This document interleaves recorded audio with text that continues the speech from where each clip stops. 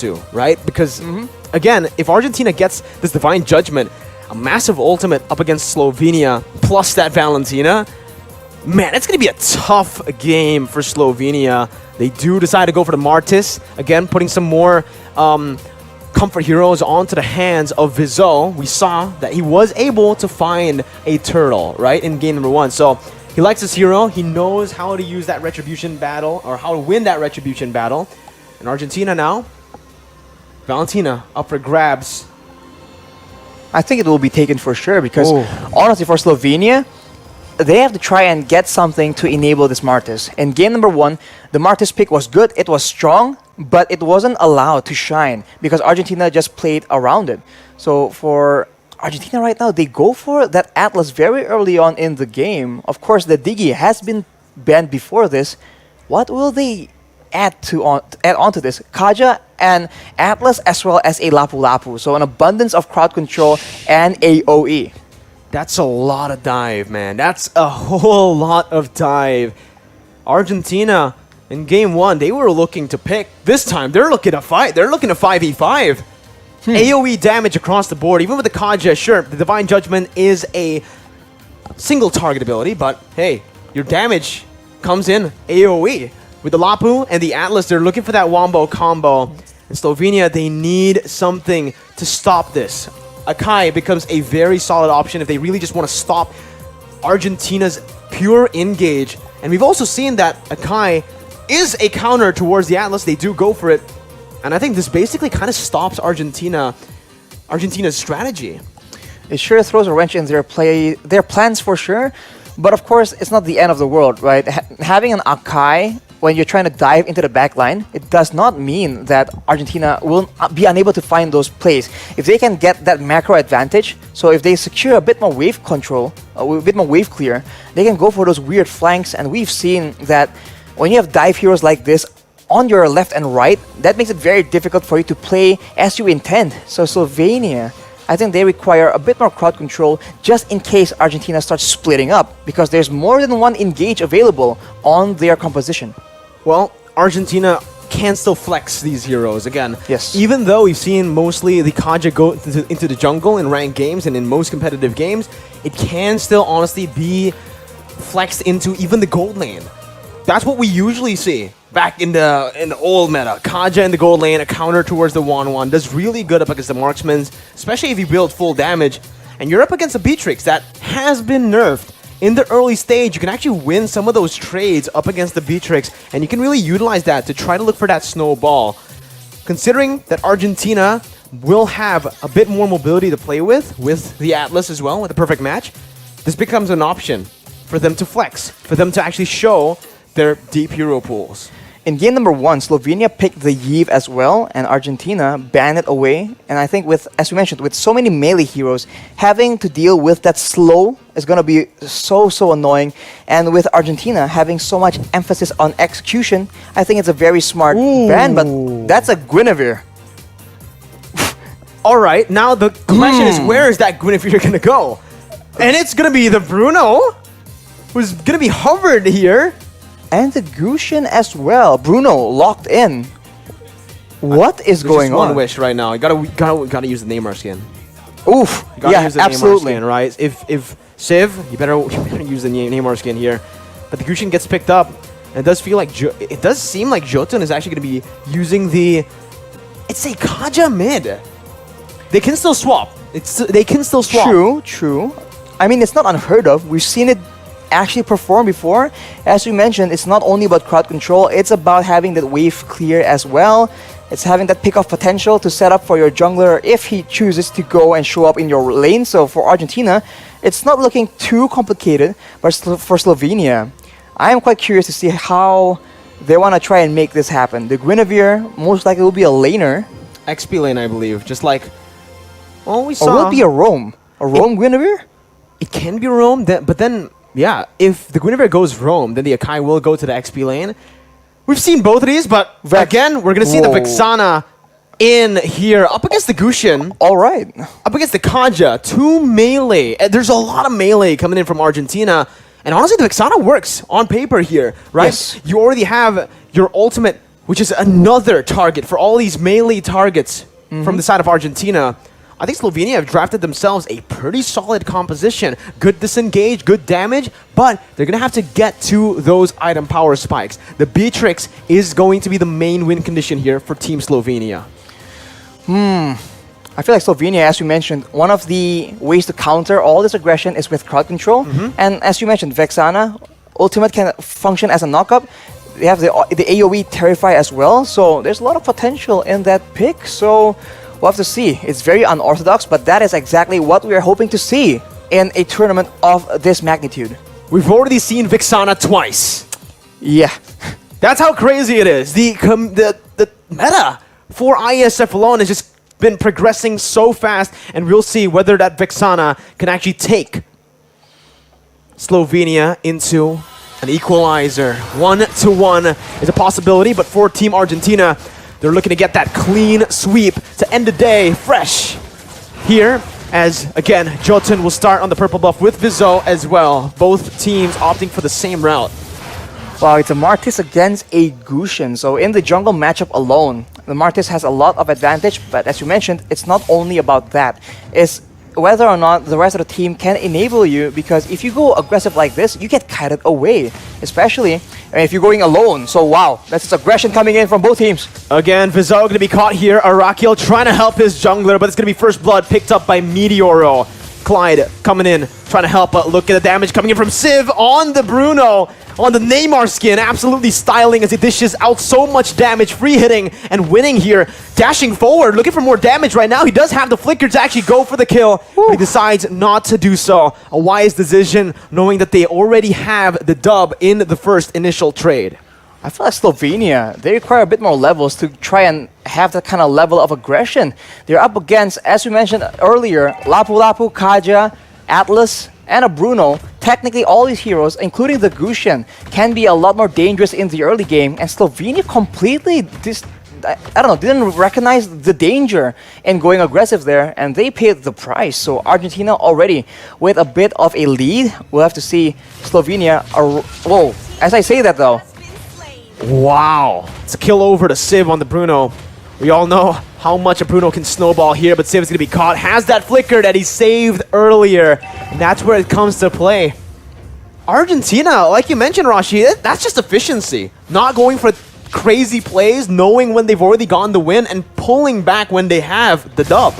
And look at that, pressure in the bottom side, and just like that, instant movement towards the turtle. And if Slovenia tries and move aggressively, I think they have the advantage because they have the engage. Oh, that's a Fatal Links onto 3 members right now, and this is the wombo that we talked about, that we mentioned.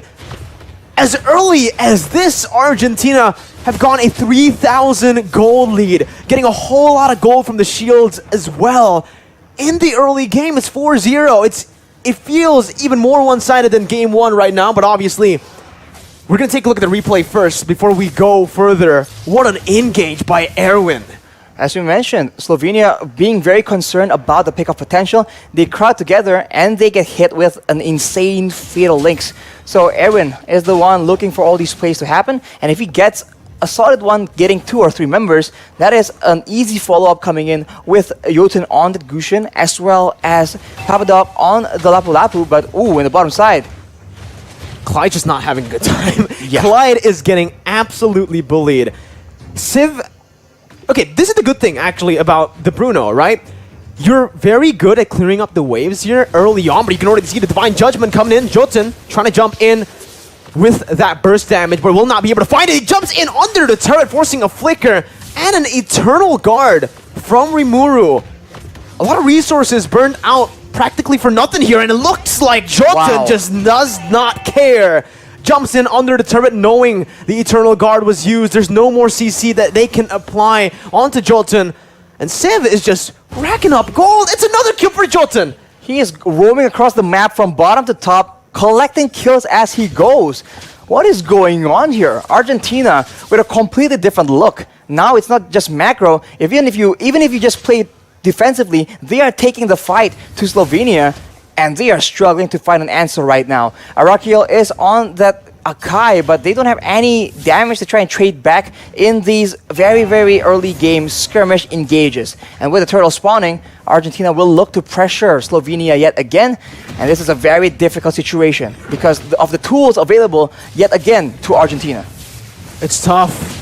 Look at the pressure for Argentina. Erwin, my goodness, jumps in again with the fatal links, but it's going to be cancelled out with a heavy spin. Now Vizal trying to do some damage control, but the damage comes in, and look at the stun onto 2 with the flicker as well. Bonnie going to be taken down. That's a retry steal from the side of Vizal, but it does not matter as it's a 2-for-1 trade, and they're definitely going to be able to look for some conversion on the board with Rimuru forced to recall at low HP. No, not Rimuru, my bad. It was actually Arakiel.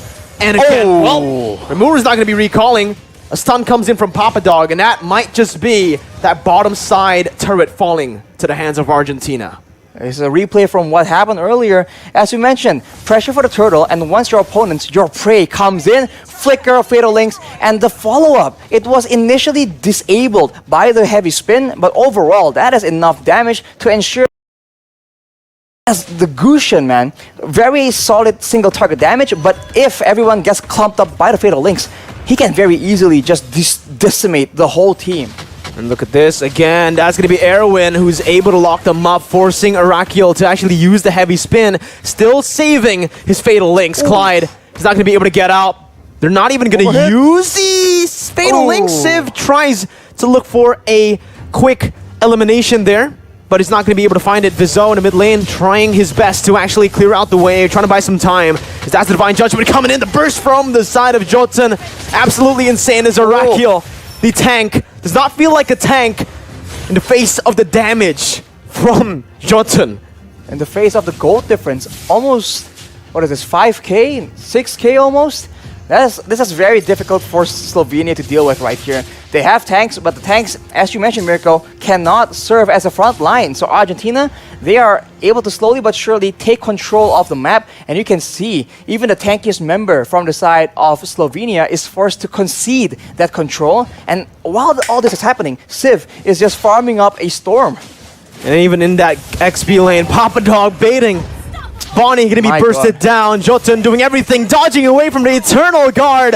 Looking for the kill onto Vizal. Heavy spin, pinning them both down right now, but the damage won't be enough for the side of Rimuru.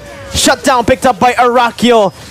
Probably the worst member to have that shutdown as everyone jumps in with the Fatal Links, and that's the Divine Judgment as well, suppressing Rimuru. They're doing so much, and even in the gold lane, it's another solo kill for Civ up against Clyde, who has the pressure, the weight on his shoulders to carry the team on the Beatrix. A series of unfortunate events for Slovenia all across the map. If you look at the item differential here, it is a stark contrast. You can see that every single core member from Argentina have their damage items ready. The Bloodless Axe for the Lapu Lapu, the Dominance Ice as well to curb that regen and make the tankiness not so tanky, and they keep going again and again. The snipe comes in and there is damage, but how often can that happen? It's so hard, honestly, Arashi. Looking at it for Team Slovenia, I wanted to say their only way they can win this game is if they bank on just Clyde getting in. Oh my goodness, just barely dodging onto that one right now. The flicker comes through for Rimuru, pops in the Eternal Guard. That's the heavy spin as well by Arakiel. But with all those ultimates burnt out, it's looking like Argentina want to look for a re-engage. Oh God. Jumps in with the Fatal Links, finds 3 members out of nowhere. And Meteoro picks up all the kills on the Kaja. A triple kill for him. And there is nothing that Slovenia have to respond back to that. Erwin was the only one caught. And he's the roamer, that's worth. Unreal, man. You can see that Jotun as well as TOdak, they have so much pressure available here, and they're able to corral the members of Slovenia to try and avoid getting picked off, getting shut down just like that. But once they do that, Erwin, every single time he goes for that flicker Fatal Links, it's been such value. It is unreal. The game plan for Argentina is absolutely solid, and from the looks of things, it might just be a matter of time.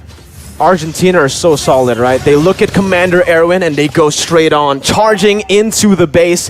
Whatever Erwin does, they follow. And right now it's working. Again, you can see the base turret passive have all been baited out. The Lord has spawned in. 9 minutes in. Argentina are looking for that Lord. Civ has actually cleared out that bottom side. And that means just Slovenia won't be able to contest this. Jotun can actually just solo it. They had used the Magic Sentry. They saw members of Argentina in the jungle, but even then, what can they do?